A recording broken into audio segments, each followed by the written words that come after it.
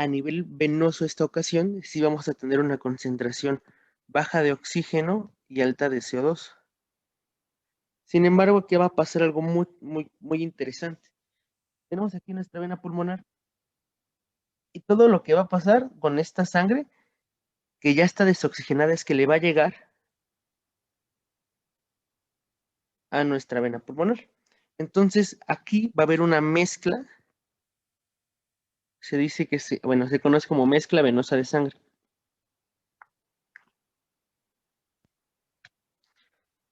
A esto también se le conoce, o sea, no sé si se acuerdan de primero, cuando vieron corazón y todo esto, que había cortocircuito. Cortocircuito es, a grandes rasgos, la mezcla de sangre desoxigenada con oxigenada dentro del sistema pulmonar o sistema del corazón. No sé si se acuerdan de la tetralogía de Fallot y todo eso. Ah, sí. ¿Sí? Salí traumado de ese depa. Estaba un poco pasado de lanza, ¿no? Lo de que había comunicación interventricular y todo esto, ¿no? O persistencia del conducto arterial. ¿Se acuerdan? Sí, justo. Pues es muy interesante que, digamos, fisiológicamente, si hay una mezcla de sangre oxigenada con sangre venosa, y sucede aquí, cuando se combina la sangre de los vasos bronquiales con la sangre de la vena pulmonar recientemente oxigenada, ¿ok? Entonces a eso también se lo conoce como cortocircuito fisiológico.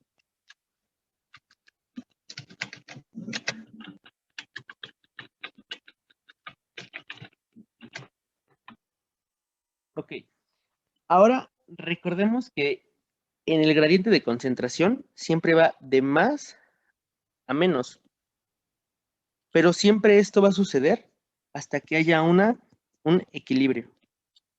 ¿Qué quiere decir esto? Que si aquí son 50 y aquí había 0, al final van a quedar 25 y 25, porque va a haber equilibrio. Entonces, vamos a rápidamente decir que lo que tenemos a nivel alveolar, vamos a tener aproximadamente un aproximado de 104, ¿ok?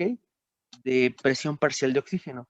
Entonces acá es obvio que vamos a tener unos 104 de oxígeno, milímetros de mercurio, obviamente porque estamos hablando de presiones, y de CO2, si aquí teníamos una gran cantidad, y aquí poca, lo que va a pasar es que se va a equilibrar hasta que disminuya el CO2 lo suficiente. En este canto, acá teníamos un aproximado de 45 y aquí nos va a quedar un aproximado de 40. Sin embargo, acá va a suceder que vamos a combinar la sangre venosa de los vasos bronquiales. Y es por tanto es que si nosotros estamos viendo en una pequeña gráfica, por así decirlo, no sé si leyeron su práctica o por lo menos si vieron su práctica, acá lo que pasa es que va la concentración de oxígeno baja, se eleva y de repente baja tantito y luego una vez que baja, sigue así. Acá cuando baja es porque se combina por este cortocircuito. ¿Qué quiere decir esto? Que como acá no tenemos oxígeno, pero acá, lo único que pasa es que se combina y el oxígeno baja tantito, no tanto, pero baja debido a la desoxigenación de esta sangre. Esta sangre, entonces va a hacer que nuestro oxígeno baje aproximadamente a 95 milímetros de mercurio, el oxígeno, ¿ok? Y es por eso que a nivel sistémico no tenemos un 100 de milímetros de mercurio de oxígeno, ¿ok? ¿Sí entienden todo eso? ¿Hasta aquí no hay ninguna duda? Doctor, entonces, o sea, por el cortocircuito, es que después de la práctica, creo que decía que era como de 96 la, Ujú. la, bueno, la presión de oxígeno dentro de la circulación sistémica. O sea, ¿es por esto, por el cortocircuito únicamente? O- Exactamente, sí, sí, sí. Sí, es que el cortocircuito fisiológico es la mezcla de sangre venosa con la sangre, digamos, oxigenada.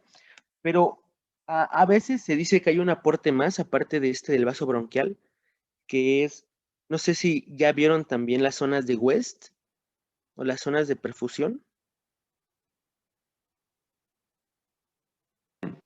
¿No se refiere a los vasos coronarios que suelen drenar ahí en el atrio izquierdo? No.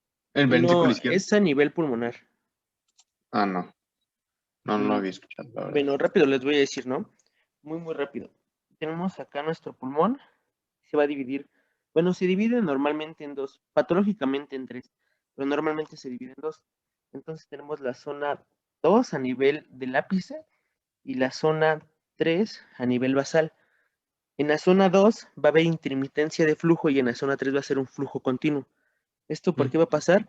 Recordemos que los alvéolos tienen presión, ¿ok? ¿Por qué? Porque tienen concentraciones diferentes de gases. Pero ¿qué pasaba a nivel capilar? Necesitábamos presión hidrostática para poder haber un intercambio. Entonces, si aquí nuestra presión alveolar le gana la presión hidrostática, va a colapsar a este capilar. ¿Qué pasa en la zona 2? Que cuando nosotros estamos en diástole, hay un colapso de nuestros capilares. Pero ¿qué pasa cuando estamos en sístole? Aumentamos nuestra presión y por tanto hay flujo. Entonces aquí por eso es un flujo intermitente. Y aquí en la zona 3, que es nuestra base, constantemente tenemos un flujo continuo, ¿va? Entonces acá lo que sucede es que como tenemos un flujo continuo, pues siempre va a haber irrigación. Sin embargo, acá no siempre va a haber irrigación y cuando estemos en diástole, nuestra sangre no se va a oxigenar completamente. Entonces el cortocircuito fisiológico es parte de los vasos bronquiales y parte de la zona 2,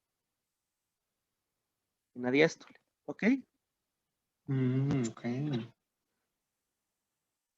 Esto se debe a que, o sea, rápidamente se los comento, no toca esta clase, pero como en el ápice tenemos una presión hidrostática menor, esto se debe a dónde está nuestro corazón. Nuestro corazón se localiza más, vaya a decirlo, ¿no? Más bajo, más en la zona basal. Entonces, cuando va a subir la sangre hacia los ápices, digamos que va en contra de la gravedad. Entonces, como va en contra, va a perder esa fuerza, mientras que como la sangre que va hacia la base no solamente va a llevar la fuerza que ya lleva del corazón, sino que se le va a sumar la fuerza gravitatoria, por eso va a aumentar su presión hidrostática, ¿ok? Si quieren, ahorita, creo que el doctor les mandó una imagen, si no, igual ahorita les puedo rápidamente escribir si no entendieron eso, ¿va? Pero hasta aquí, ¿no hay ninguna duda?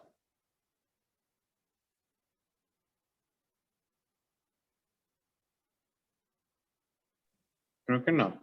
Ok, No, doctor. entonces resulta una última cosa. Tenemos a nuestros componentes, a nuestros gases, CO2 y oxígeno. Nuestros componentes, tanto del CO2 como de oxígeno, tienen un problema cuando se trata de irse en la sangre para, vamos a decirlo, ¿no? Llegar a todos los tejidos y luego intercambiar gases también ahí. ¿Qué van a necesitar o qué va a pasar para que nuestros gases ya no tengan problema para llegar a todos los tejidos? Pues van a utilizar transportes, ¿ok? En este caso, el transporte que es como de elección para todos ellos es la hemoglobina, ¿sale? Ahora, ¿por qué necesitan ese transporte? ¿Por qué se les dificulta? Pues porque aquí va a entrar en juego la solubilidad. Los gases suelen ser solubles en las membranas, pero suelen ser un poco insolubles a nivel de los líquidos. En este caso, nuestro CO2 es muy permeable, muy soluble a nuestra sangre, pero nuestro O2, nuestro oxígeno como tal, ese no es muy permeable. Entonces, aquí lo que quiero que rápidamente sepan es que el CO2 es soluble y el O2 es no muy soluble. Y sin embargo, aún así, a pesar de que el CO2 es bastante soluble, le va a costar navegar también al oxígeno. Y por eso los dos van a usar la hemoglobina como transporte. ¿Ok? Imagínense de una manera muy simple que quieren llegar rápido a los tejidos. ¿Ok? Que son como repartidores de, no se me ocurre, de Rappi. ¿Ok? Y para esto van a necesitar una bici o un carro. En este caso, la hemoglobina es la que van a ocupar como transporte, como carro para llegar rápidamente a todos lados. ¿Sale? Vamos a empezar por el oxígeno. Entonces, pasa que nuestro oxígeno ya se difundió y ya está entrando a nivel de nuestro capilar, ¿no? Tenemos nuestro capilar, pero como le cuesta trabajo, dice, híjole, no sé qué hacer. Entonces aquí está un eritrocito. Ay, no, está muy feo. Aquí está un eritrocito, ¿ok? Y el eritrocito tiene acá una proteína que se llama hemoglobina. Y la hemoglobina tiene un grupo que se llama hemo.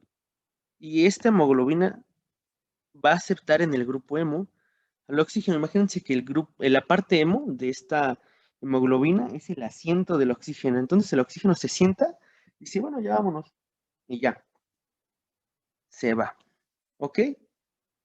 Acá el problema es que vamos a tener que estar viendo una gráfica que se llama curva de disociación de la hemoglobina.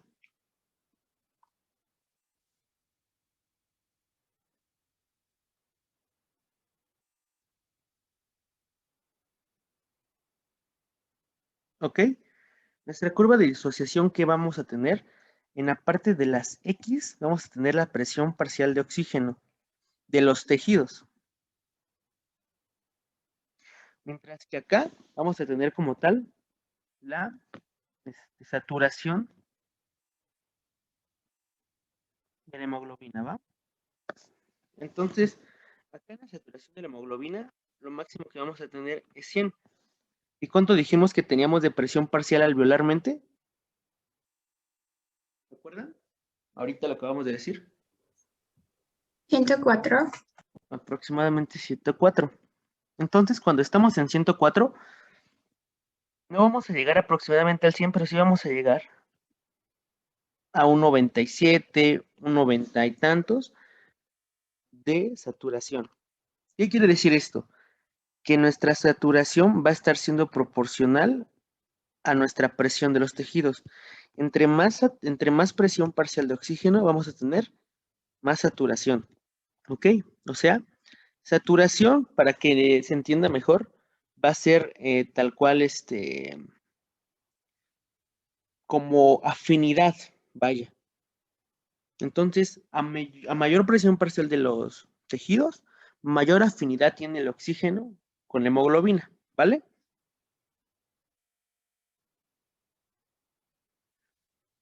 ¿Qué va a pasar entonces ahora que nosotros tengamos a nivel de los tejidos 40? Pues nuestra curva parece una S.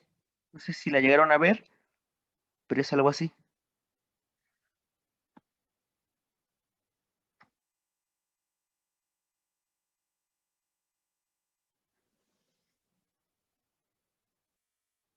¿Ok?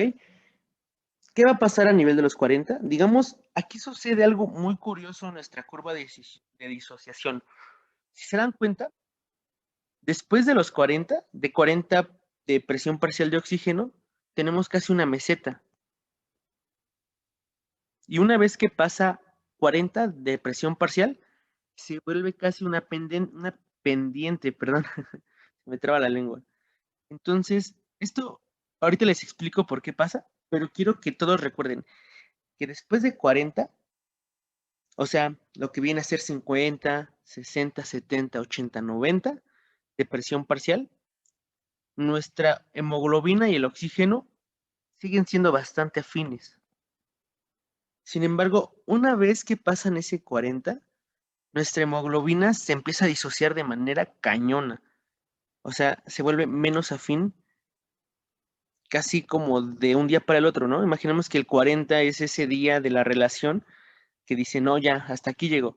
Pero si no pasan de 40, la relación, no importa que sucedan bastante cosas tóxicas, van a seguir ahí, pero ya, pasa 40 para abajo, y es como, no, no, no, ya, no importa, y por poquito ya me voy a separar, ¿va? ¿Hasta aquí todo bien? Doctor, yo tengo una duda. Es que yo había leído en no me acuerdo qué libro, pero el punto es que manejaban el 60 en vez del 40.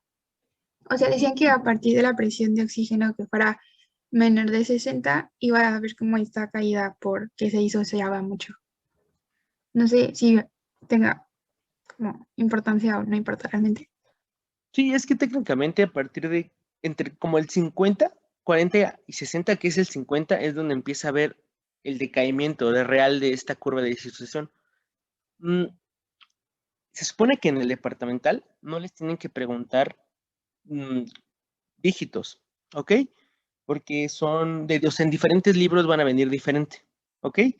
Entonces, ustedes que se aprendan que entre 40 y 60 ocurre esto, que es cuando ya se vuelve menos afín de repente, es como lo importante. Y ahorita les voy a platicar por qué es importante esto. ¿Va? Sí, gracias. No hay de qué. Entonces, pues qué bueno que dijiste eso justamente. Pues ese punto de corte es necesario para entender una cosa, que nuestro tejido, o sea, nuestros espacios intersticiales que vamos a tener ahí alrededor de nuestro capilar, nunca van a elevarse tanto. Porque, ¿qué pasaría si a nuestro capilar se le ocurre tener, vamos a decirlo, a nuestro líquido intersticial, perdón, a nuestro tejido intersticial que está rodeando ahí a nuestro capilar, se le ocurre tener 70 de oxígeno? ¿Nuestra hemoglobina le cedería oxígeno o no? No. Entonces es como se dice así que es ay, se me fue la palabra. Cuando una proteína se le pega a un ácido, estamos diciendo que amortigua. Una amortiguación, se llama amortiguación de la hemoglobina a ese acontecimiento. ¿Ok? Entonces, es importante estos puntos de corte porque hace que nuestros tejidos nunca se eleven tanto a nivel de oxígeno. ¿Ok? Ahora, por otra parte, vamos a tener que hay varias cosas que hacen que esta curva de disociación que tenemos acá cambie, que se vaya a la derecha o a la izquierda. Vamos a empezar por una cosa que se llama efecto Bohr. ¿Lo conocen o no? ¿Lo leyeron más bien?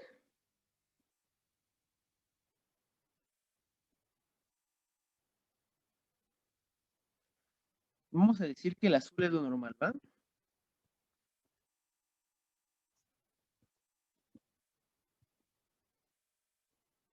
Mientras que lo rojito, vamos a decir que es el efecto Bohr. Entonces, en el azul lo que va a pasar es que vamos a tener nuestra curva algo así. ¿Ok? Pero en el Doctor, efecto, mande.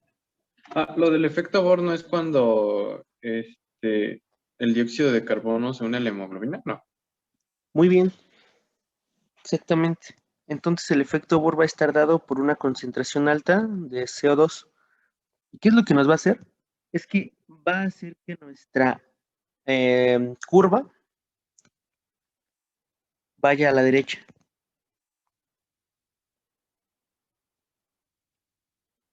¿Ok? ¿Qué quiere decir esto? Vamos a volver a poner puntos de corte. Vamos a poner ahora 50. ¿Ok? En 50 vamos a tener acá una concentración, más bien asociación de la hemoglobina con con el oxígeno bastante alta. Si se dan cuenta, aquí estaríamos rondando en los 80s o 90. ¿Ok? Pero ¿qué pasa? A 50 milímetros de mercurio de presión parcial de oxígeno, cuando nosotros tenemos el efecto Bohr, nos vamos a encontrar a una saturación de aproximadamente 70. Y esto pasa justamente debido a eso que acabamos de decir, de que el efecto Bohr va a hacer que el oxígeno sea menos afín a la hemoglobina. ¿Esto por qué va a pasar? Pues como bien dijo su compañero, el CO2 se le va a pegar al grupo de la hemoglobina y una vez que se le pegue, va a hacer un cambio conformacional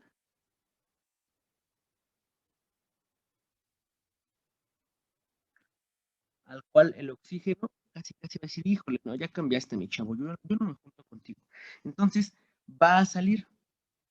Fisiológicamente, ¿para qué nos sirve esto? Esto nos sirve porque cuando tenemos una acumulación de CO2 en los tejidos, chicos.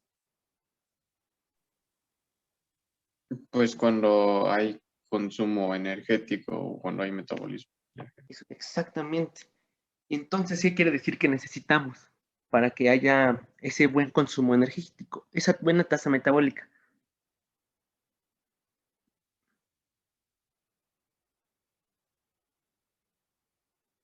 Pues oxígeno, ¿no? Para el metabolismo siempre vamos a necesitar oxígeno, porque si no tendríamos que cambiar de un metabolismo aerobio a uno anaerobio y es mucho menos efectivo. Entonces, como necesitamos más oxígeno, fisiológicamente pasa esto, se eleva el CO2 reduce la afinidad, esto hace que se suelte más oxígeno y hace que el oxígeno sea mejor utilizado por los tejidos. Entonces, ¿entienden eso?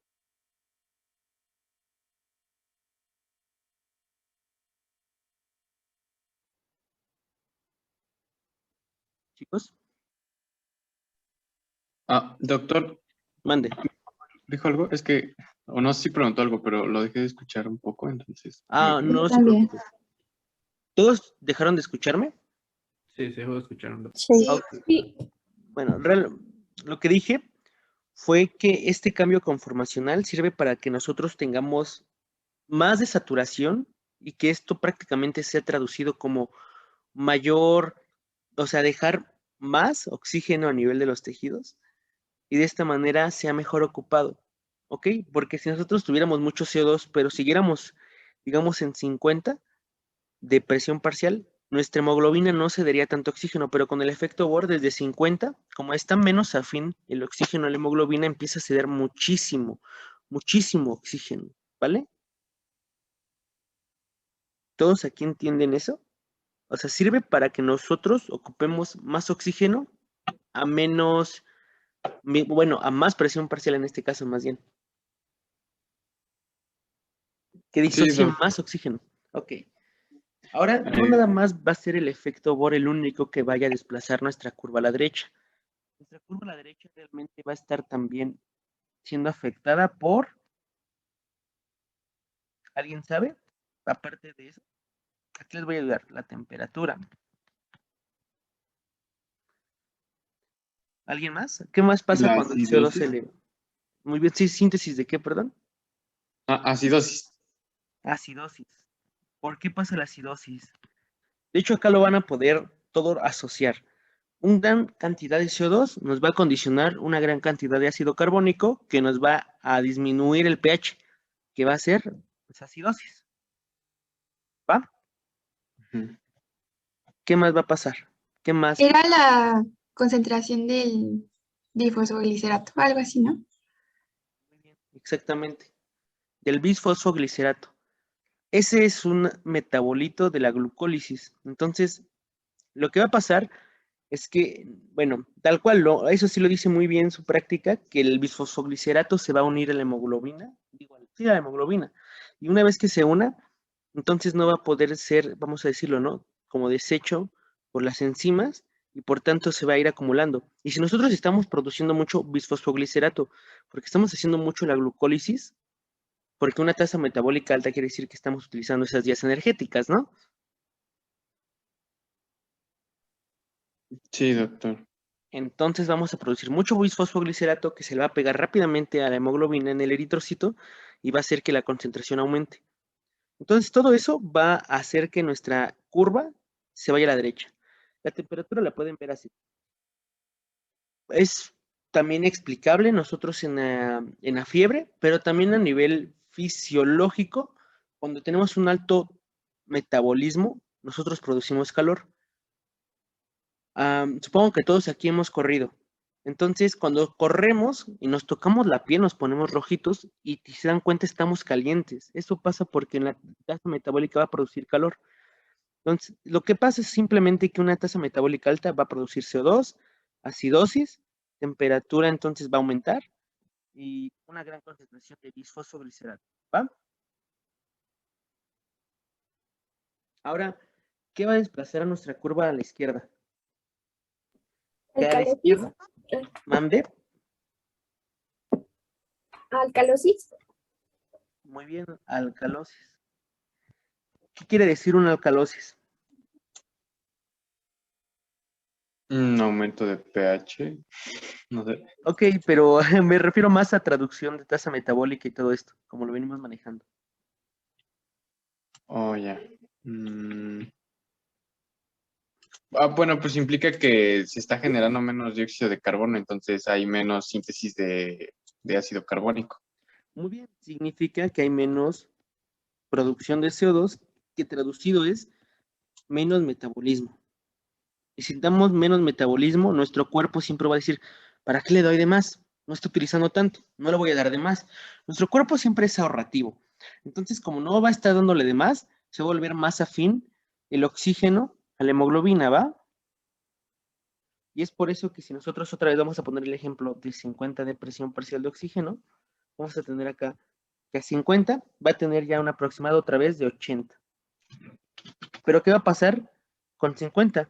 Nosotros ya vamos a tener un aproximado de 90 cuando nosotros desplacemos a la izquierda nuestra curva de disociación. Y esto es tan simple porque ya se hizo el oxígeno más afín a la hemoglobina. ¿Sale? Sí, Ok. Ahora, rápidamente, para que también estudien en su práctica, 1 gramo de hemoglobina acepta 1.34 mililitros de oxígeno. O sea, es lo máximo que puede adquirir 1 gramo de hemoglobina. ¿Ok? Imaginemos que está hemoglobina ahí, tranquila, bonita, y tiene bolsas. Y la bolsa lo único que le va a llegar a lo máximo que contener es 1.34 mililitros de oxígeno, ¿va? Entonces, 15 gramos es lo que normalmente tenemos en 100 mililitros de sangre. Y 15 gramos, si nosotros multiplicamos 1.34 por 15, nos va a dar 20 mililitros de oxígeno. Y es por eso que se dice que siempre que pasan 100 mililitros de sangre, nosotros a nivel capilar vamos a ceder un aproximado de 5 mililitros de oxígeno a niveles normales, no cuando nuestra curva de disociación está alterada. Pero cuando estamos normales, nuestra curva de disociación, así cuando está normal, suele ceder 5 mililitros de oxígeno cada que pasa por el capilar. Está nuestro eritrocito, y luego cuando ya pasa nuestro eritrocito, entonces quedaría con 15 mililitros de oxígeno. ¿Va?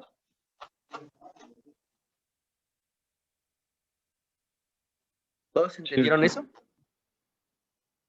Ok, y eso es importante porque vienen unas preguntas más adelante en su práctica que tienen que ver un poquito eso. Ahora ya por último vamos a ver rápido qué va a pasar con el CO2. El CO2 se va a transportar entonces de 3 maneras diferentes. A través de la hemoglobina, disuelto como HCO3 y disuelto solamente como CO2. ¿Va? Quiero que se aprendan rápidamente que la hemoglobina es intermedia, o sea, más o menos cómo se transporta, pero como se transporta mayoritariamente nuestro CO2, es como bicarbonato, ¿vale? Y como de forma disuelta, es la menor forma en la que se transporta, ¿sale? Entonces, cuando preguntemos, ¿cómo es la mayor forma en la que viaja el oxígeno? ¿Ustedes qué van a decir? en forma de ion bicarbonato. No, el oxígeno, no el dióxido de carbono. El oxígeno unido a la hemoglobina. Exacto. Entonces, la hemoglobina, Perdón. un 97%, ¿va? Y cuando digamos, ¿cómo viaja mayoritariamente el dióxido de carbono? ¿Cómo vamos a decir?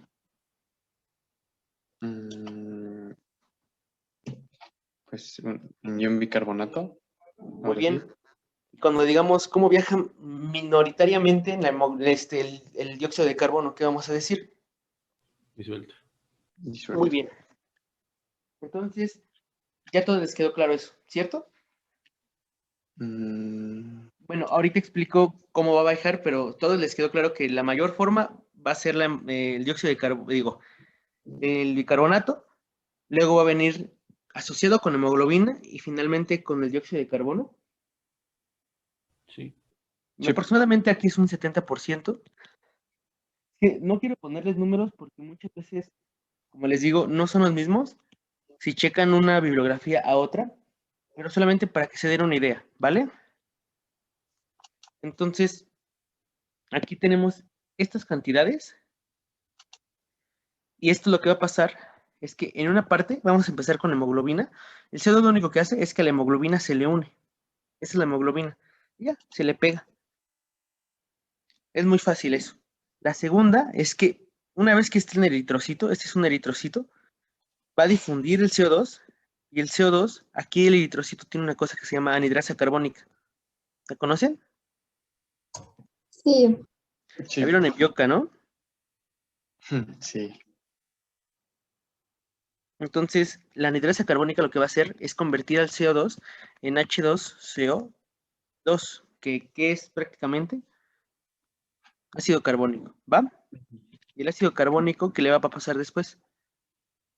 Se Se va disocia a, en un protón. muy bien, Ah, exactamente, se va a disociar en HCO3, que es carbonato, y en, ¿qué más se disocia?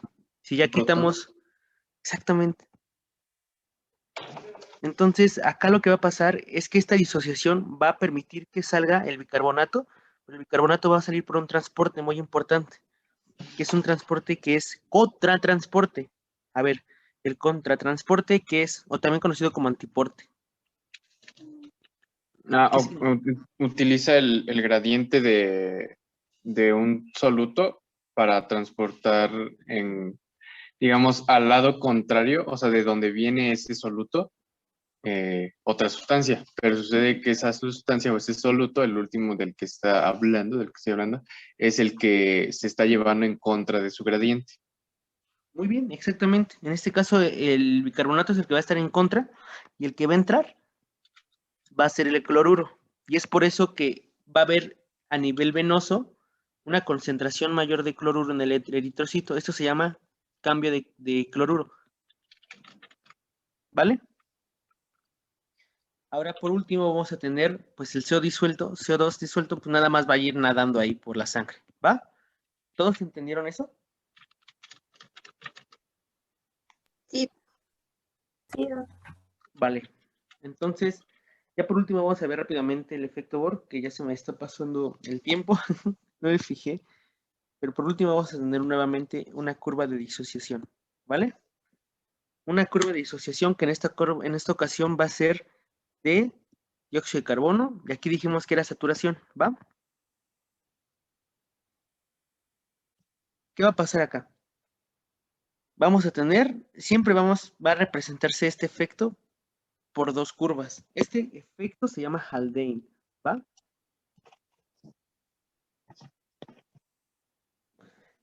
¿Qué es lo que va a pasar? Pues resulta que nosotros vamos a tener nuevamente acá, vamos a poner de ejemplo, normalmente cuando tenemos a nivel de del lado arterial.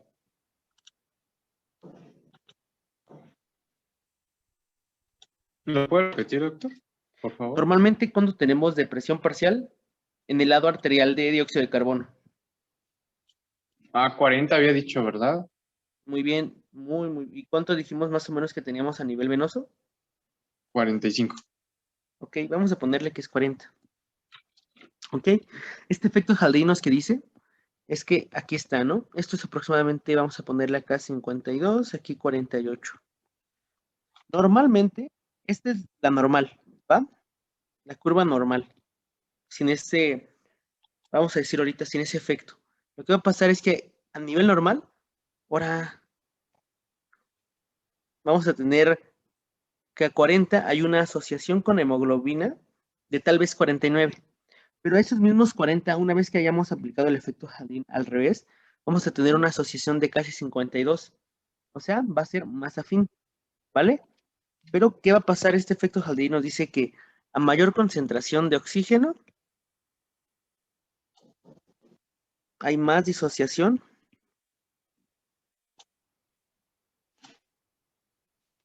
de CO2. Esto quiere decir que acá no tenemos nada de CO2. Aquí tenemos una presión parcial tal vez de oxígeno muy chiquita.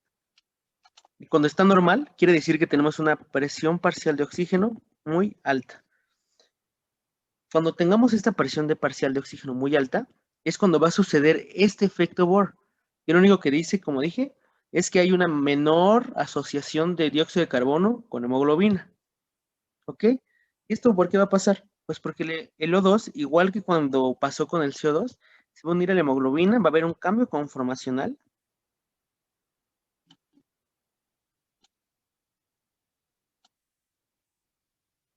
¿Qué va a ser el cambio conformacional?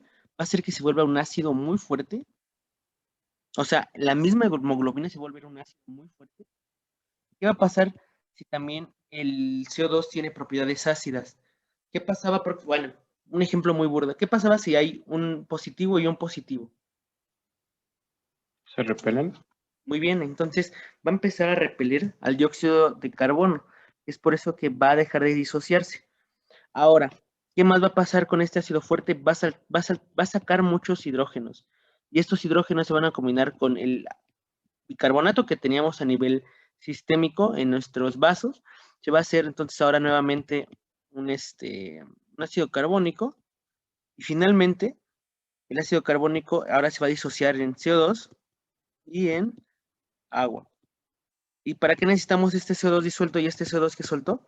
Digan ustedes dónde hay mayor concentración. Así que digamos, hay una concentración, boom, de oxígeno.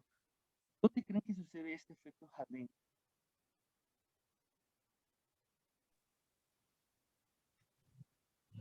Doctor, ¿lo puede repetir? Es que lo escuché un poquito entrecortado. Ah, claro, no se preocupen. Dije que dónde creen ustedes que hay este efecto Haldane. O sea, dónde hay nuestra concentración de oxígeno. Así, pf, boom. Digamos, mucha concentración de oxígeno, una gran ¿En los presión parcial de pulmones? oxígeno. ¿Dónde, ¿En, lo- perdón? en los pulmones? Muy bien, en los alvéolos. En los alvéolos tenemos una gran concentración o una presión parcial muy grande de oxígeno. ¿Ok? ¿Y qué es lo que nos va a querer traducir? O traducido esto nos va a decir que va a suceder este efecto Haldane, que en el alveolo vamos a ver una asociación de oxígeno con hemoglobina.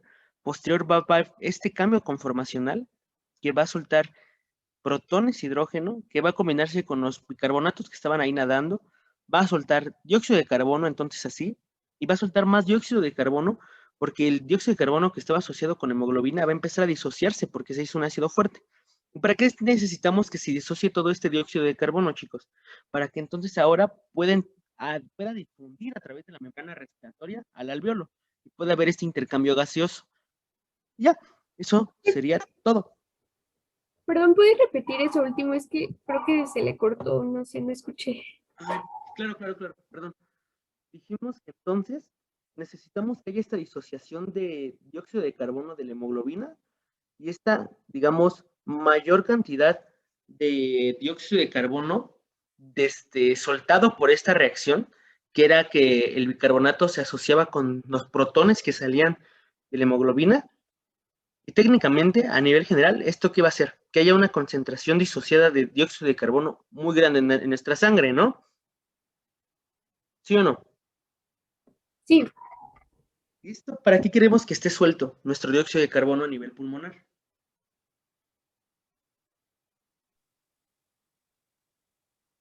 Para que salga hacia el espacio muerto del sistema respiratorio. Para que salga a nuestro alveolo, ¿ok? No se confundan con espacio muerto. Pero sí, va a ser para que haya difusión, porque si está bien, es como si, imagínate que otra vez estamos hablando de novios. La hemoglobina es el novio del CO2, y si lo está agarrando con fuerza, ¿lo va a dejar salir o no? No, Entonces, no. lo tiene que dejar para que el CO2 ahora diga, ya no me sirve mi vida, ya me voy. Entonces, se transporta al alveolo por difusión. Pero si estuviera agarrado por la hemoglobina o si estuviera asociado a un protón siendo carbonato, no podría irse. Entonces, por eso necesitamos que suceda este efecto Haldane, que dice que a mayor oxígeno hay mayor disociación de dióxido de carbono. Y entonces así lograríamos que hubiera una gran concentración que pueda difundir a través de la membrana respiratoria. ¿Ok? Sí, doctor. ¿Todos entendieron? sí, Doc. Y Em, Doctor Samuel, quisiera que diera algo más. No, bueno, o sea, de lo que tenías preparado, no. Ok. Em, Creo que sucedió una cosa que fue que se me bugueó mi computadora, porque luego como que se buguea este coso con el Zoom. Entonces, si gusta, puede usted, no sé si pueda poner ahí que yo deje de compartir pantalla y ahorita regreso porque tengo que volver a prender mi computadora. Sí, no te preocupes, ahorita lo cambio yo Muchas gracias. porque les quiero explicar algo que tiene que ver con... Ustedes ya ven mi pantalla, ¿no, verdad? No se ve. ¿Es en un libro ya? Sí, es un libro, pero yo no sé si veo mi pantalla. Sí se ve, Doc. Sí, doctor. Ok, confiaré en ustedes porque yo veo la pantalla de Ubaldo todavía. A mí Yo también. también todavía veo la pantalla de Ubaldo. No puedo ver el libro que dice. Bueno, no me sale. A ver, denme un segundo.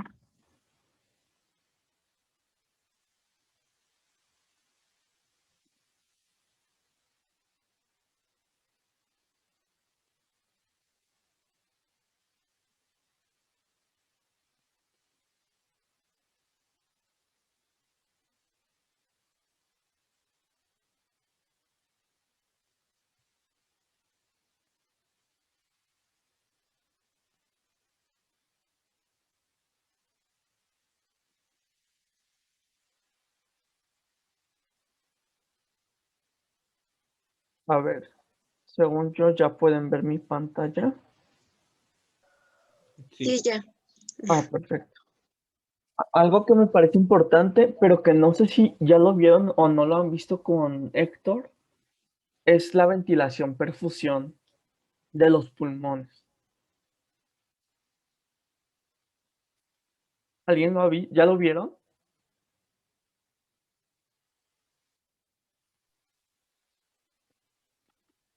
Creo que no. Creo que no. No, No, O sea, no, todavía no lo no lo veo. recuerdan ni medianamente haberlo No. tocado. Ok, no pasa nada, pero sí se me hace importante que ustedes vayan a pasar al departamental y sepan que es un área de ventilación perfusión. En el pulmón, aquí, tenemos básicamente estas circunstancias. Cuando estamos parados en el pulmón, ¿qué es lo que pasa con la sangre que llega a todas las áreas pulmonares? ¿El pulmón está perfundido de manera similar? No, por lo que tengo entendido, está más perfundido inferiormente. ¿Por qué? Ah, bueno, o sea, porque para empezar tiene como más, ocupa como más volumen o es más grande, entonces tiene como más vasos y aparte, pues la gravedad favorece justamente el flujo hacia abajo. Ok, ¿alguna otra pregunta? Creo que Daniela querías decir algo. ¿No? no, solo era eso. Y también por lo que nos había comentado Ubaldo, de las zonas, porque esa sería la zona 3, ¿no? Y entonces ahí habría como, no habría el colapso de los capilares como sucedería, por ejemplo, en una zona 1 o en una zona 2. Nosotros podemos dividir de manera normal al pulmón solamente en dos zonas, que sería la zona de West 2 y 3. Usualmente estas corresponden a la parte media e inferior del pulmón, pero existe algo que nosotros podemos definir como la zona 1 de West. Y es más importante que lo entiendan. ¿Por qué? Porque esto es algo que estamos viendo, por ejemplo, mucho ahorita en el COVID. Ok, vamos a empezar por conceptos bien básicos, que la primera va a ser perfusión o presión arterial. ¿Dónde será mayor la presión arterial? ¿En qué zona será mayor? Así en un estado normal, parados usted, o una persona parada. ¿En la 3 o en las bases? En las bases hay más. En el 2, pues sí hay, pero es menos. Y la 1, perdón, es una zona patológica. Entonces, aquí lo voy a poner para que ustedes se acuerden que si encuentran una zona 1 de West es patológica. ¿Por qué? Porque van a saber que hay una diferencia entre presiones. Ahora, ¿qué es lo que pasa con la presión venosa de los pulmones en todas las zonas? ¿Dónde es mayor o dónde es menor?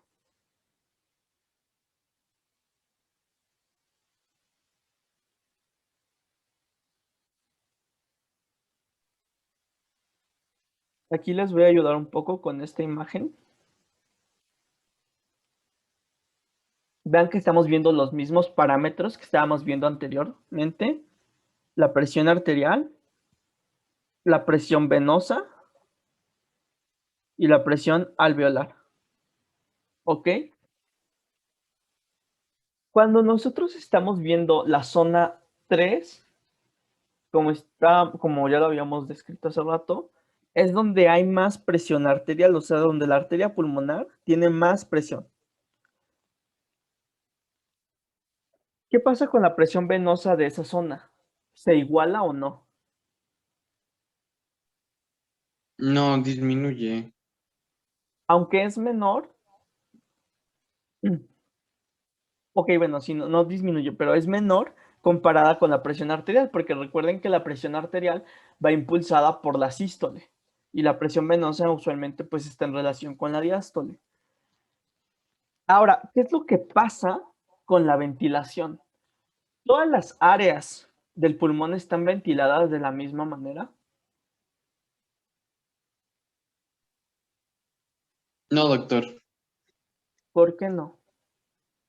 Ay, es, es que, a ver, ay, es que una vez lo escuché y tenía que ver con tuberculosis, por eso lo asocio. Es que cuando uno inspira, o sea, me parece que se va preferentemente a los lóbulos superiores, ¿no? Eh, el aire. Entonces, pues ya, o sea, yo lo asocio con la tuberculosis justo porque como es una bacteria aerobia, por eso se va ahí. Ok, o sea, sí tiene mucha relación, pero todas las partes del pulmón están igualmente ventiladas. ¿Alguien sabe? Alexa, no.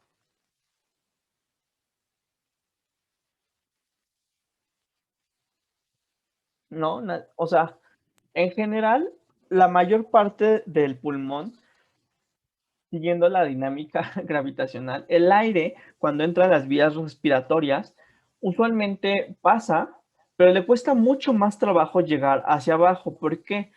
Porque llegar hacia abajo, ¿qué es lo que está pasando? Tenemos que meter una gran inspiración para poder hacer que todo el aire que entra llegue a la parte más profunda.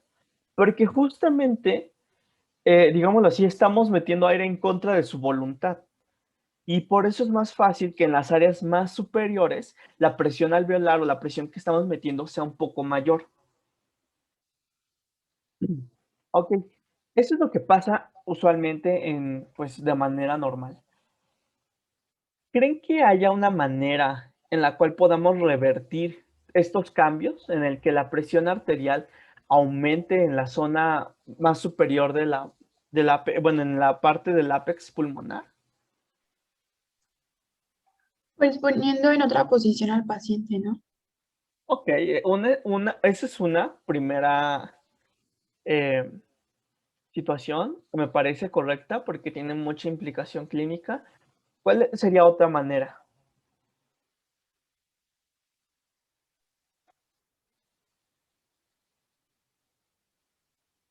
Tal vez, no, nada. Dilo, o sea, no pasa nada. Si está mal, no es. Ah, bueno, es que se me ocurrió una telectasia en el lóbulo inferior, entonces. O sea, sí, eso haría una redistribución sanguínea, pero pues es más difícil hacer una atelectasia. ¿Creen que sea lo mismo si estamos haciendo ejercicio o no? No, ¿Qué es lo que pasa durante el ejercicio? hay vasoconstricción en el tronco, por lo que tengo entendido.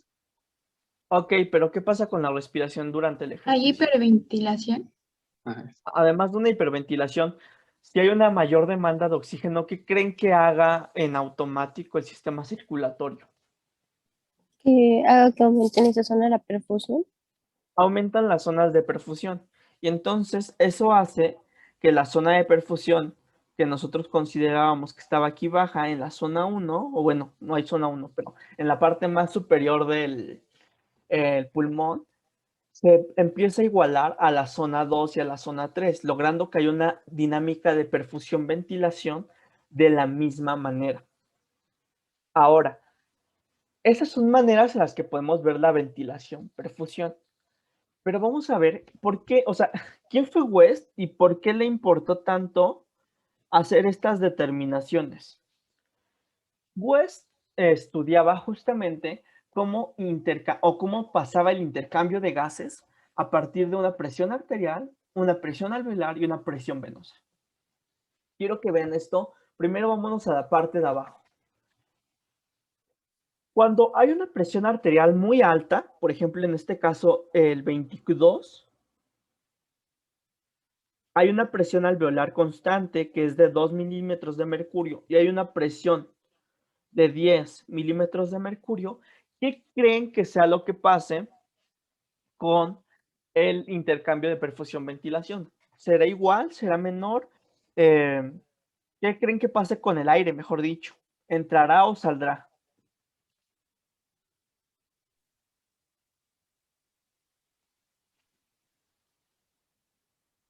¿O con la circulación mejor? Pues se va a dirigir hacia... bueno, adelante, Daniel. Ay, ok. Creo que el flujo iba a estar aumentado. O sea, yo creo, ¿El flujo de qué? de sangre. El flujo de sangre va a hacer que la sangre arterial, o sea, de la arteria pulmonar, a ver, vamos a definir algo importante. La arteria pulmonar, ¿qué tipo de sangre lleva?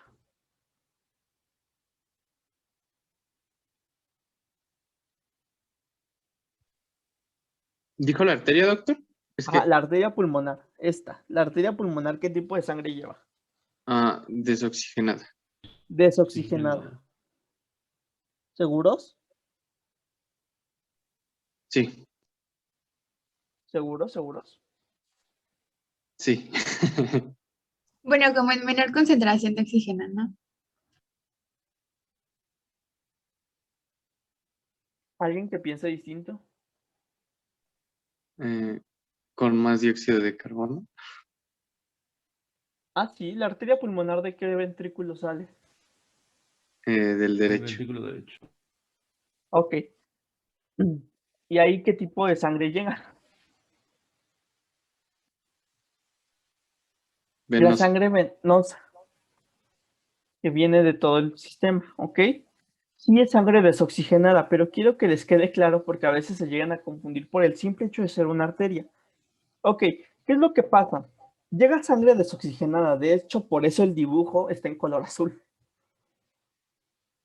Cuando pasa por el alveolo, ¿qué es lo que debería de pasar? ¿O qué es lo que usualmente pasa? Se ¿Quién creen? difunde oxígeno hacia el interior y Ajá, se difunde dióxido de carbono hacia el exterior. hacia el exterior. Algo que se llama como ¿Hematosis? hematosis, exacto. Que es el proceso que se lleva a cabo en este punto. ¿Ok? Y una vez que pasa a las venas pulmonares, ¿cómo es que regresa la sangre?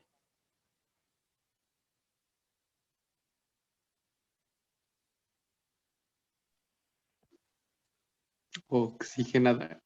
Oxigenada.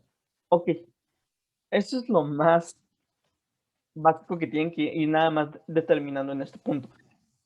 ¿Por qué nos importa esto? Cuando West describe las áreas en las cuales ocurre estas circunstancias, él hace estas determinaciones.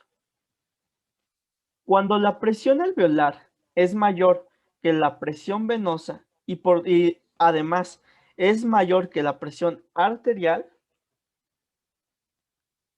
perdón, cuando la presión arterial es mayor que la presión venosa y esta presión venosa también es mayor que la presión alveolar, la A mayúscula es alveolar, ¿qué es lo que va a pasar? Va a ocurrir el proceso de hematosis, o sea, un intercambio de gases completamente. Eso pasa en la mayor parte de los pulmones cuando nosotros estamos en reposo, pero usualmente va a ser en la base. Ahora, ¿qué pasa con la parte superior del pulmón cuando estamos igual en reposo, pero no tenemos, digámoslo así, algún proceso que haga que aumente la presión, pues la presión de perfusión? ¿Alguien me puede escribir qué sería el significado de esta simplificación que hace West en la zona 2?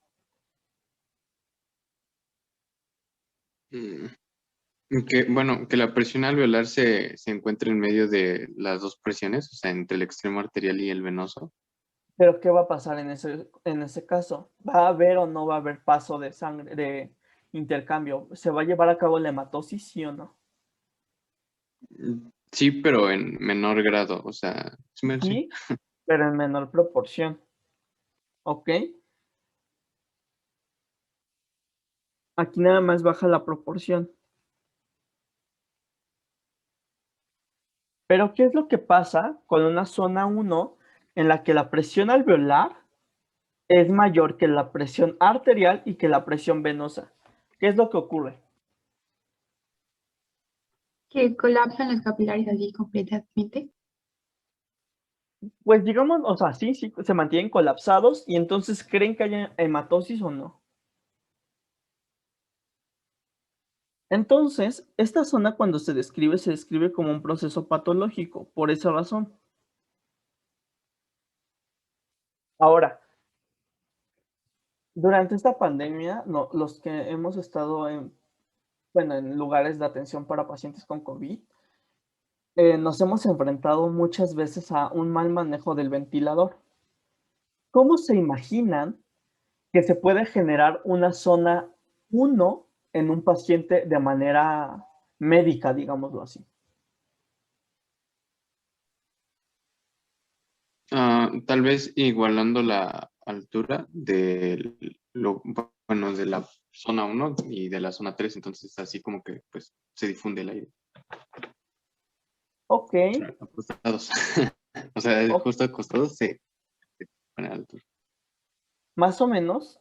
Otra manera, ¿a alguien se le ocurre? ¿Cómo harían que la presión alveolar fuera más grande que la presión arterial y la presión venosa? ¿Cómo se les ocurre hacer ese aumento? Podría ser metiéndole más aire. Metiéndole más aire, exactamente. Entonces, ustedes no están para saberlo, pero en las dinámicas de ventilador, nosotros tenemos algo que es la presión presión alveolar al final de la expiración.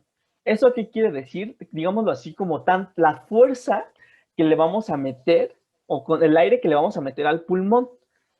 ¿Qué es lo que pasa? Si nosotros metemos más fuerza de la necesaria o más aire del necesario para que se lleve a cabo el proceso de hematosis, ¿qué creen que pase? Nosotros estamos generando zonas 1 en los pacientes que tienen COVID. Y entonces, además de su complicación respiratoria por tener justamente pues COVID, que es un proceso inflamatorio, pues tenemos un proceso de que le estamos haciendo una zona 1 pulmonar y entonces la parte menos perfundida del pulmón pues no genera hematosis. ¿Y eso qué es lo que lleva a que el paciente haga atelectasias? A este proceso en el cual un vaso se cierra, se le puede denominar de manera así, atelectasia. Este proceso tiene diferentes mecanismos fisiopatológicos. Puede ser falta de factor surfactante, puede ser, como en este caso, una diferencia de presiones, pero es importante que ustedes lo sepan. ¿Por qué? ¿Creen que haya una manera de revertir las zonas 1 en la clínica? Si nosotros lo hicimos, ¿creen que haya manera de que nosotros lo compongamos?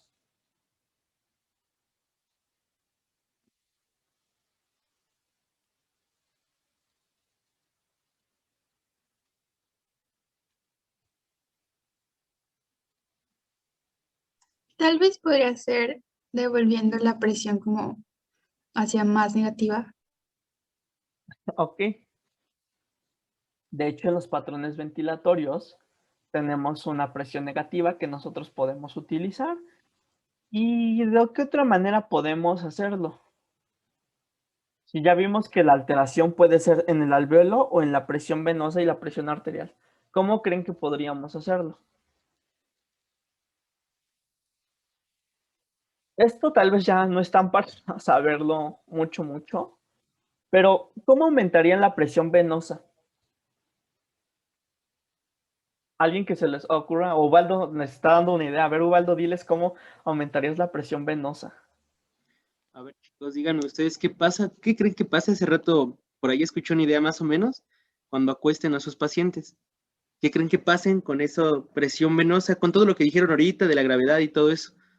Van a estar todo el pulmón a un mismo nivel. Entonces no van a estar parados. Cuando están parados, pues sí están a diferente nivel, ¿no? ¿Qué pasa cuando se acuestan? Todo va a estar al mismo nivel. Nada más razón en qué va a pasar ahora.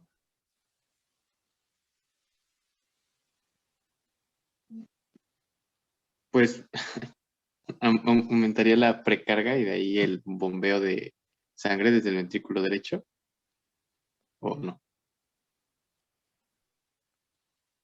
Más o menos, pero ¿qué pasa con las áreas de West? Habíamos quedado que las áreas de West que les dije aquí están descritas únicamente para personas que están paradas, o sea, están paradas en sus dos piernas. ¿Qué pasaría si en lugar de estar paradas las acostamos? ¿Qué es lo que le pasaría a la presión y al flujo de sangre en general? Chicos, pueden imaginarse esto. Cuando están parados, imagínense que entre más bajo está, hay más, bueno, digamos, pesas de gravedad. En la primera tenemos una pesa de gravedad, en la segunda, que es la área intermedia, 2 pesas de gravedad, y en la última 3 pesas de gravedad. Si nosotros acostamos, vamos a tener la misma gravedad, por así decirlo, sobre todo el pulmón. Entonces, toda la presión, bueno, las presiones sanguíneas de ahí van a ser iguales. Ya con eso, ya les dije mucho.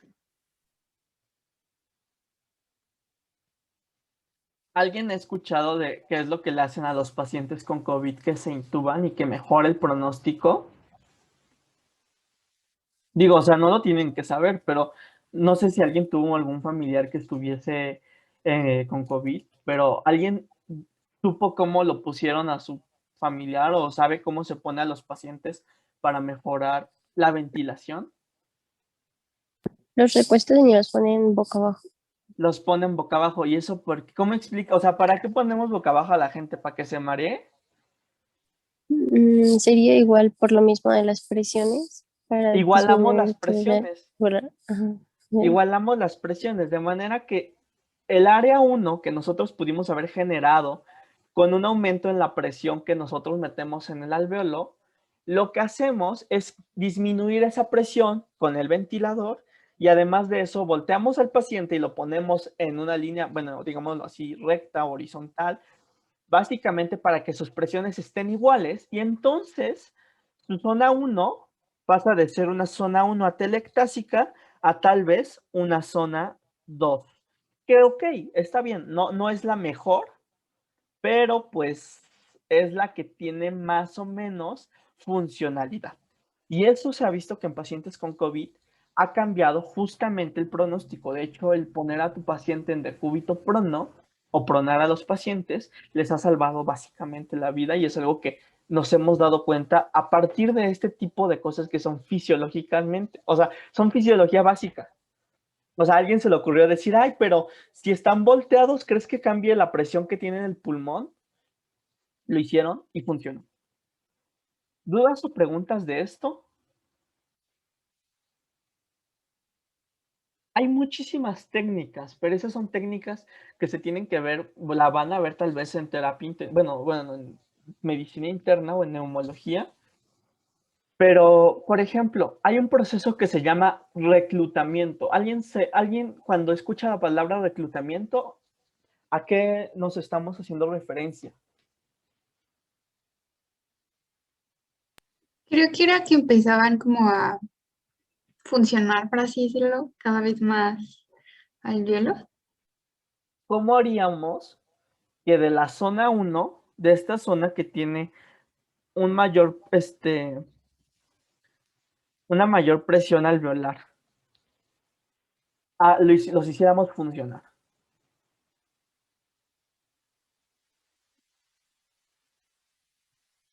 ¿Cómo lo harías? ¿Cómo lo harían?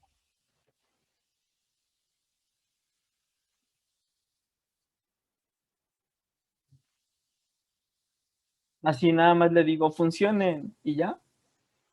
¿Funcionan los alvéolos más? ¿Ustedes cómo creen que lo haríamos? O sea, solo usan estos tres conceptos que estamos viendo.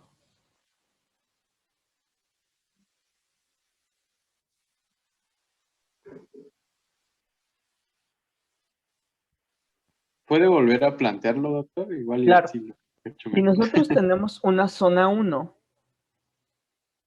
en la cual la presión alveolar es mayor que la presión arterial y que la venosa, ¿cómo haríamos para reclutar más alvéolos para que funcionen? ¿Qué tendríamos que modificar? ¿Qué variables tendríamos que modificar? ¿Tiene que ver con lo de la capacidad vital y lo del FEB y todo eso? Podríamos aumentar la volemia. ¿Podríamos aumentar la volemia? Sí, es una gran manera. El problema es que un paciente que le aumentamos la volemia, tenemos el problema de que tal vez no sea capaz de redistribuir todo ese volumen que le estamos metiendo. Y es una buena idea, o sea, inicialmente suena buena idea, pero si el paciente no es capaz de redistribuir todo lo que le estamos dando, ¿cómo sería otra manera de que podamos, digámoslo, aumentar el flujo de sangre manteniendo la misma ventilación? Aumentando la contractilidad cardíaca. Ajá, ¿y cómo lo harías? ¿Qué es lo que le hace? Sí, ahí es el problema. Rayos. Ok, no importa. O sea, como les digo, yo quiero que entiendan justamente el concepto. ¿Por qué aumentando la contractilidad cardíaca podríamos igualar las presiones alveolares y las otras dos? ¿Por qué aumentando la contractilidad o la frecuencia cardíaca, mejor dicho?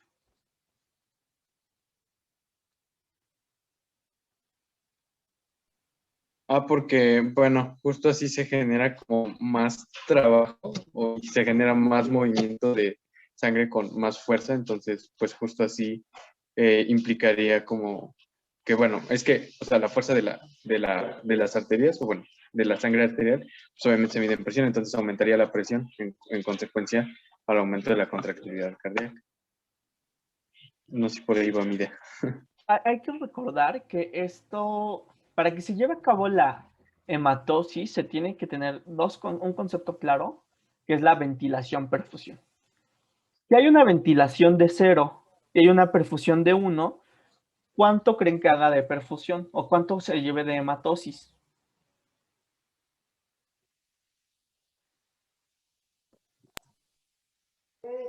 Nada. Nada, pero ¿qué es 0? Cualquier 0 dividido entre lo que ustedes quieran es 0. Pero ¿qué pasaría si nosotros estamos ventilando a un paciente y tenemos un ejemplo, un imaginario 16 milímetros de mercurio y nuestra perfusión es muy bajita, tenemos una perfusión de 2? ¿Hay perfusión o no? Sí. Hay un 8 de perfusión, digamos lo que sí. Ahora, cuando les estoy poniendo esto del reclutamiento, ¿qué creen que es lo que estamos haciendo? Tenemos una ventilación digámoslo de 10 por el ventilador. Y una perfusión muy baja, digámoslo de 0.5. Si aumentamos la frecuencia cardíaca, ¿qué es lo que va a pasar? Que aumenta la perfusión. Y este aumento en la perfusión, ¿cómo va a repercutir? Que el cociente sea mayor, ¿El cociente sea mayor o sea menor? mayor. Si pongo 10 entre 3, ¿cuánto es la división de cada uno de estos? Ah, rayos, a ver, ya me confundí. Bueno, El primero creo que es de 20. 20. Ok, ¿y el segundo? De 3. Aquí, mientras menos sea tu número, mejor. ¿Por qué? Porque estamos hablando de un cociente de ventilación-perfusión en el que estamos viendo que si hay presiones, digámoslo, más iguales como esta, es que no son iguales, pero digámoslo así, hay presiones relativamente similares, se va a llevar a cabo un proceso de hematosis. Entonces, mientras haya un proceso en el que las presiones sean similares o sean lo más parecidas posibles entre la ventilación y la perfusión, se va a llevar mejor un proceso de hematosis. ¿Sí? Doctor, ¿y eso no tendría que ver como con la velocidad con la que pasa la sangre y se ventila? Ok, ¿O esto? sí. Y justo por eso, nada más les voy a explicar esto, no tienen que saberlo, pero cuando hacemos un reclutamiento de los pacientes o un reclutamiento alveolar, lo van a ver si algún día rotan por terapia intensiva. A los pacientes se les pone o se les disminuye un poco el valor del aire que le estamos metiendo a los alvéolos y en ocasiones se les pone medicamentos que aumenten la frecuencia cardíaca y también la contractilidad cardíaca. Entonces, al hacer eso, estamos igualando básicamente la perfusión, aunque es una maniobra un poco brusca, digámoslo así, porque estamos esforzando un poco más al corazón en una situación que de por sí ya es complicada para él. Entonces, por eso, este mismo proceso de reclutamiento alveolar que nosotros hacemos no se lleva a cabo pues en cualquier clínica ni en cualquier lugar. ¿Por qué? Porque si algo sale mal, tenemos que darle manejo avanzado. Pero bueno, como les digo, eso se basa únicamente en que nosotros entendamos los conceptos de presión alveolar y de presión tanto arterial como venosa. Doctor, y respecto, por ejemplo, fármacos, ¿funcionarían los inhibidores de la bomba sodio-potasio? ¿Para eso? No, ¿verdad? ¿O sí? Es que, Preferimos usar algunos otros como aminas, que son mucho más acertados en este aspecto. O sea, porque al ser beta-adrenérgicos nos ayudan a disminuir la resistencia vascular periférica. O sea, bueno, perdón, aumentan la resistencia vascular, pero recuerden que cuando se aumenta la resistencia vascular periférica, se ayuda a que las resistencias centrales aumenten. Y en este caso lo que estamos venciendo son las resistencias centrales de las venas pulmonares. Entonces, por eso nos sirven mejor. O sea, no sabría decirte por qué no usar un medicamento de esos en este momento. O sea, puede haber una explicación más lógica y seguro la hay, pero no sabría cómo decir, o sea, explicarlo en este momento por qué no usamos un medicamento de ese estilo. Bueno, pero ¿dudas o preguntas de esto? Entonces, si en el departamental les preguntan, porque ahí sí les van a preguntar seguramente y no les van a hacer tan claro, si les van a decir, ¿qué pasaría si la presión arterial es mayor que la presión alveolar y que la presión venosa. ¿Qué es lo que pasaría con el proceso de hematosis? ¿Se llevaría a cabo o no?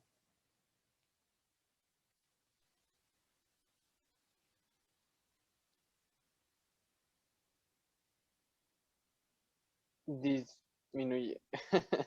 Sí pasaría, ¿no? Porque es lo que ocurre en la zona 2. Ok, entonces vámonos a ir poco a poco. Nada más, es para que les quede claro. La zona 2. ¿Cómo les dije que era el enunciado? ¿Qué pasaría si la presión arterial es mayor que la presión alveolar y que la presión venosa? Entonces nos vamos aquí a una presión arterial mayor que la presión alveolar y mucho mayor que la presión venosa. Entonces, en este diagrama, ¿qué es lo que ustedes ven? Que el proceso de hematosis ocurre. Sí, tal vez no es tan efectivo como en otras circunstancias, pero este proceso ocurre. Ahora, si les preguntan qué es lo que pasaría si la presión alveolar supera a la presión arterial y venosa del pulmón, ¿qué es lo que pasaría en el proceso de hematosis?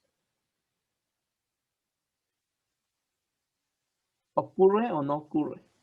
No ocurre. No se lleva a cabo. Y se denomina zona 1. Seguramente no les van a decir zona 1, pero les van a manejar estos conceptos, ¿ok? Lo que me importa es que ustedes sepan por qué, más allá de la explicación solamente teórica. Ok, ¿dudas o preguntas de las zonas de West? ¿O alguien dijo, hoy ya no entendí nada? No, es que yo me quedé todavía con la duda de, Ajá. o sea, digamos, mientras haya menor gradiente de presión o diferencias de presiones, entiendo que hay más hematosis, ¿no? O, Sí. bueno, ok. Pero, ¿eso por qué exactamente? Es que como que, no sé, como, estoy como un poco confundido ahí. Ah, ok, ok. ¿Por qué ocurre esa diferencia?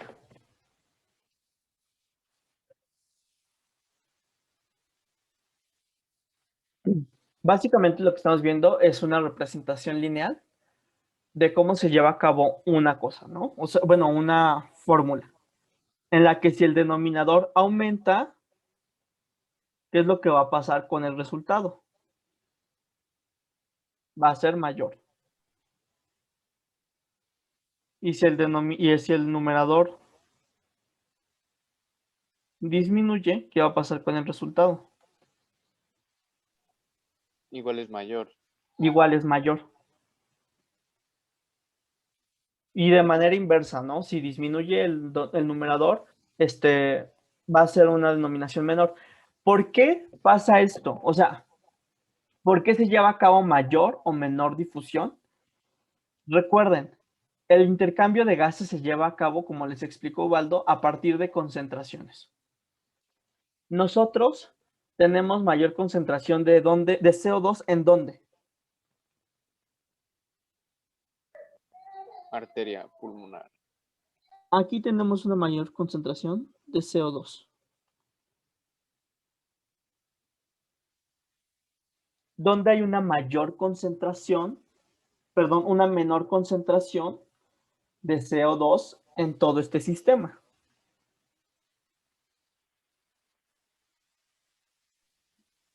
Vena pulmonar. ¿En la vena?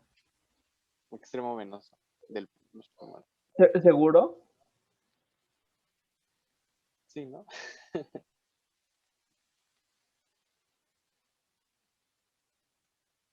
¿Y qué pasa aquí? ¿Por qué se lleva entonces a cabo el procedimiento de intercambio aquí?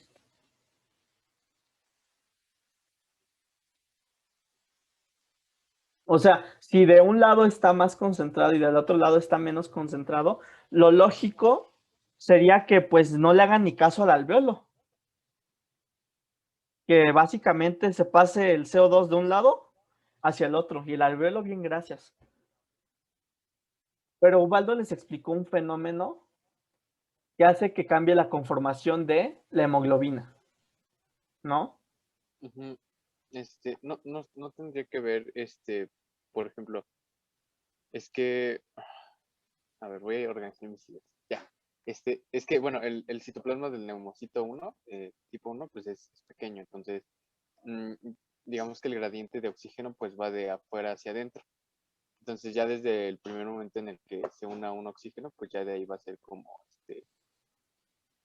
más exponencial la unión al oxígeno, por lo que entiendo, ¿no? O sea, ya justo lo que dijimos del efecto Hall. Ok, sí. Recuerden que una vez que una molécula de oxígeno se une a la hemoglobina, hay cambios conformacionales en la hemoglobina para que ésta se vuelva más afín a cualquier cosa, tanto el oxígeno como el dióxido de carbono. Pero, ¿qué es lo que pasa? ¿Qué tipo de concentración hay mayor en el alveolo? De oxígeno.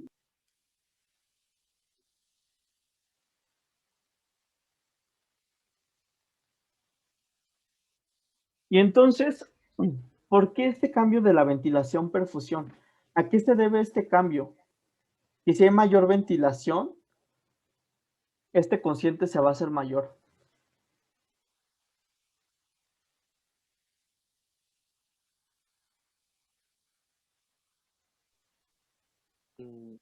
¿Puede repetir la pregunta, doctor? Claro, porque en este punto, donde se lleva a cabo la hematosis, determina una diferencia entre la ventilación y la perfusión a partir de concentraciones de oxígeno y de CO2. ¿Qué factor importante está participando para que se lleve a cabo este intercambio?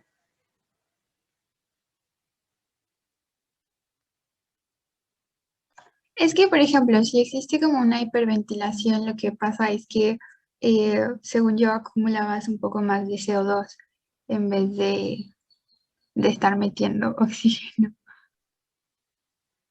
A ver, denme un segundo. Este libro me gusta por una situación importante, que es...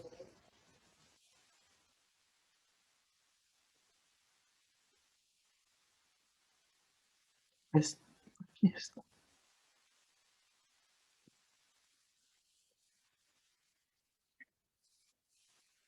Ok,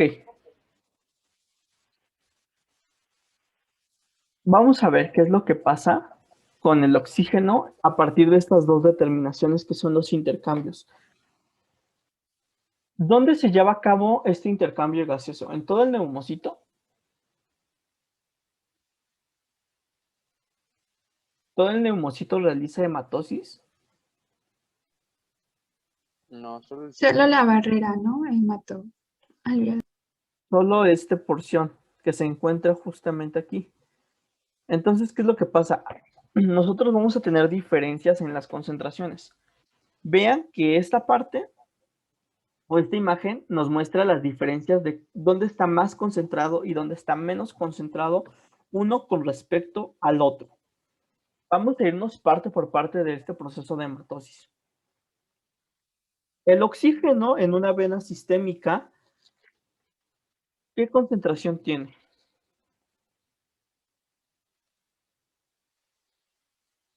¿40? Ok. Y cuando pasa el alveolo, ¿qué concentración tiene? ¿O qué concentración se encuentra, mejor dicho? 102. Entonces, ¿de dónde a dónde va a difundir el oxígeno? Del alveolo a la vena. De aquí hacia adentro. ¿Ok?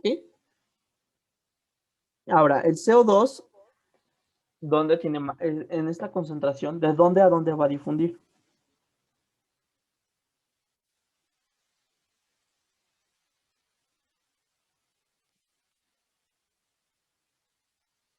De la vena al alveolo.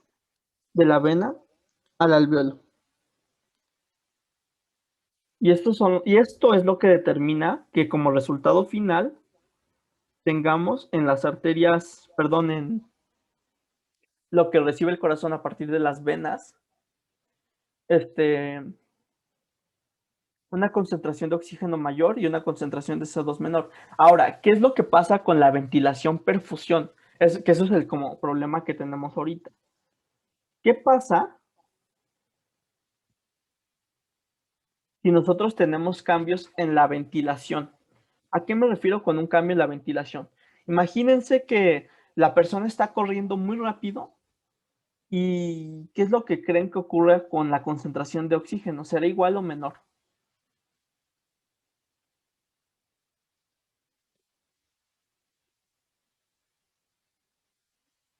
Aquí en el alvéolo.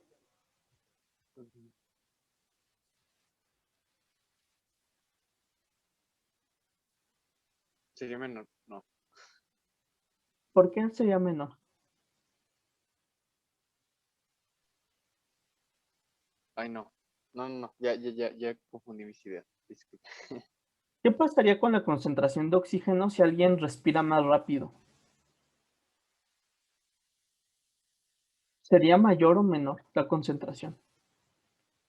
¿Hay algo que esté determinando ese cambio?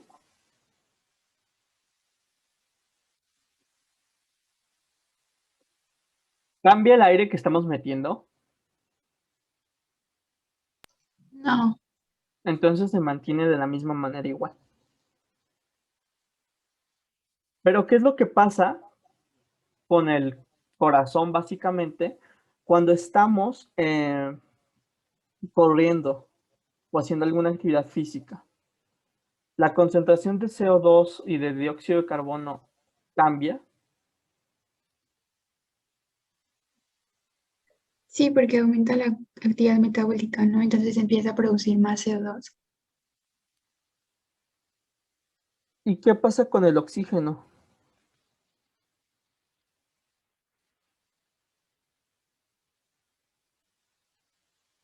¿Es la misma cantidad de oxígeno residual que tiene?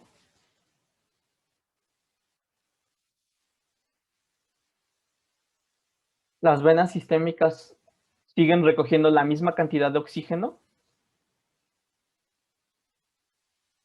Podría estar disminuida también. ¿Por qué? Bueno, sí, porque sería como también haber una mayor demanda de, pues, del oxígeno que se necesita, entonces por eso se debería disminuir. Exactamente. Y entonces, ¿qué es lo que va a pasar con la ventilación y la perfusión? Digámoslo que en un término imaginario, el oxígeno aquí ahora se vuelve de 30 y el CO2 de 50. ¿Qué es lo que va a pasar? Va a tener los mismos cambios que habíamos descrito anteriormente, en el que el oxígeno entra y el CO2 sale. Pero esta relación que les había puesto aquí de la ventilación y la perfusión, ¿cambia o no cambia?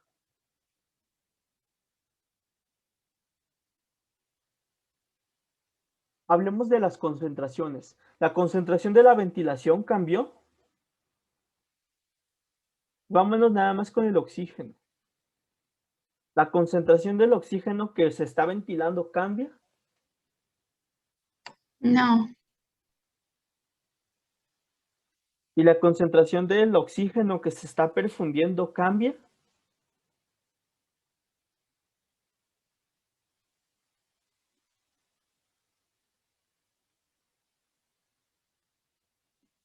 ¿Cambió de aquí para acá?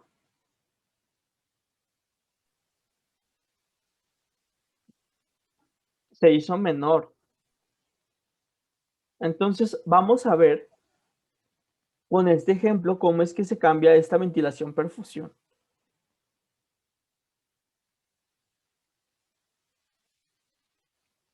¿Cuál es el resultado de las dos ecuaciones?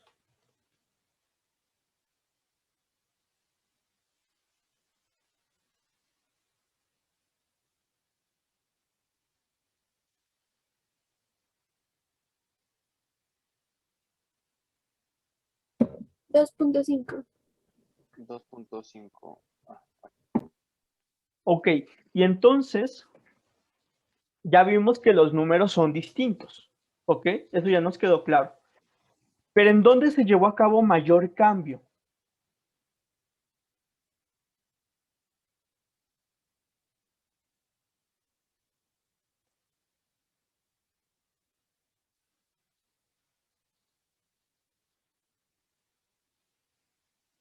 ¿Dónde intercambiamos más oxígeno?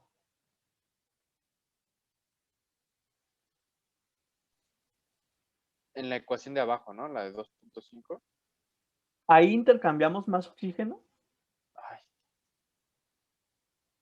es que, ay, me acuerdo que dijo hace rato que dijo que si el resultado era menor, había más difusión, ¿no? Bueno, más intercambio. ¿Y aquí estás viendo lo mismo? Pues en la ecuación de abajo es la más pequeña, ¿no? Entonces ahí sería menor. Y entonces en la parte de arriba, ¿qué es lo que está pasando? Pues que está ventilando más de lo que está perfundiendo. Exactamente, se está ventilando más de lo que se está perfundiendo. Por eso decimos que mientras el resultado sea menor, hay un proceso de hematosis más adecuado. ¿Ok?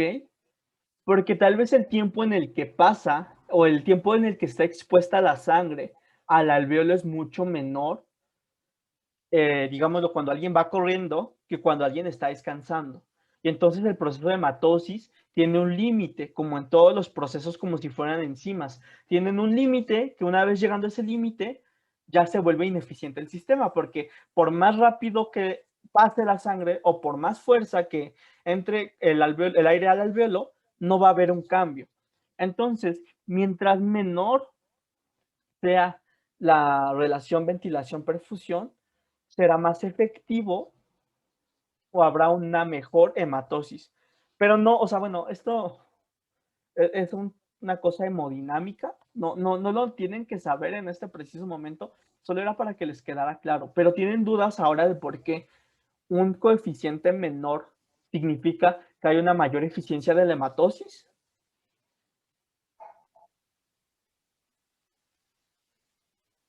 Sí, doctor. Ok. Bueno. Ok, son las 10. Bueno, van a ser las 10. ¿Dudas o preguntas de esto hasta este momento?